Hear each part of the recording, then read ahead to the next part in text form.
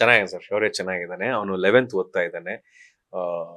ಅವನಿಗೆ ಈ editing, digital editing ಅದೇನೋ ಏನೋ ಟ್ರೇಲರ್ಗಳು ಅವನೇ ಕಟ್ ಮಾಡೋದು ಹಾಕೋದು ಅದೆಲ್ಲ ಅವನಿಗೆ ಅದರಲ್ಲಿ ಆಸಕ್ತಿ ಜಾಸ್ತಿ. ಬಾಸ್ಕೆಟ್ ಬಾಲ್ ಆಡ್ತಾನೆ, ಒಳ್ಳೊಳ್ಳೆ ಸಿನಿಮಾಗಳು ನೋಡ್ತಾನೆ. ಅಂದ್ರೆ ಅವನೊಂಥರ ಪಕ್ಕ ನಮ್ಮ Kannada commercial audience cinema, commercial audience ಅವನು. ಯಾರೋ ಸಿನಿಮಾ ರಿಲೀಸ್ ಆದ್ರೆ ಅವ್ನು ಹೋಗ್ತಾನೆ, ನನ್ನ ಕಾಯೋದೇ ಇಲ್ಲ. ಅವ್ನ ಪಾಡಿಗೆ ಫೋನ್ ಮಾಡ್ಕೋತಾನೆ, ಟಿಕೆಟ್ ಬುಕ್ ಮಾಡ್ಕೋತಾನೆ, ಹೋಗ್ತಾನೆ ಬರ್ತಾನೆ, ಇದು ಸಿನಿಮಾ ಚೆನ್ನಾಗಿದೆ ಅಂತ ಹೇಳ್ತಾನೆ. ಆದ್ರೆ ಯಾವ ಸಿನಿಮಾನು ಅವನು ತೀರಾ ಕೆಟ್ಟದಾಗಿದೆ, ಏನಿಗ್ ಮಾಡ್ಬಿಟ್ಟಿದ್ದಾರೆ ಅಂತೆಲ್ಲ ಹೇಳೋದೇ ಇಲ್ಲ. ಸಿನಿಮಾ ಚೆನ್ನಾಗಿ ಮಾಡಿದ್ರೆ ಪ್ರಯತ್ನ ಪಟ್ಟಿದ್ದಾರೆ ಅನ್ನೋ ಥರನೇ ಮಾತಾಡ್ತಾನೆ. ಆಮ್, ಏನೋ ಮುಂಚೆ ಅವ್ರ ಅಮ್ಮ ರೇಗಿಸ್ತಾ ಇದ್ಲು, ಈಗ ಕಳ್ಳನ್ ಮಗ ಅಪ್ಪ ಇವನು, ಇವನಿಗೆ ಇಂಟ್ರೆಸ್ಟ್ ಇದೆ, ಹೇಳ್ಕೊಳ್ಳೋದಿಲ್ಲ, ತುಂಬಾ ಶೋಕಿ ಮಾಡ್ತಾನೆ ಅನ್ನೋದೆಲ್ಲ ರೇಗಿಸ್ತಾ ಇದ್ಲು.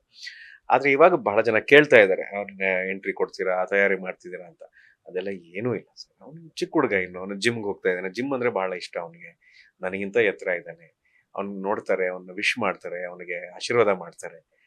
ಅದಕ್ಕೆ ನಾನು ಎಲ್ರಿಗೂ ಥ್ಯಾಂಕ್ಸ್ ಹೇಳ್ತಾ ಇದ್ದೀನಿ. ಆಮೇಲೆ ಯಾರಾಗ ನೀವು ಕೇಳಿದ್ರಿ ಶೌರ್ಯ ಹೇಗಿದ್ದಾನೆ ಕೇಳಿದ್ರೆ ನನಗೆ ಬಹಳ ಖುಷಿ ಆಗುತ್ತೆ. ಅಂದ್ರೆ ಎಲ್ಲೋ ಒಂದ್ ಕಡೆ ನಿಮ್ಮ ಯೋಚನೆಗಳಲ್ಲಿ ನಾವಿದೀವಿ ಅಂತ ಹೇಳ್ಕೊಳ್ಳೋದು ನಮಗೆ ಒಂದು ಆ ದೊಡ್ಡ ಶಕ್ತಿ.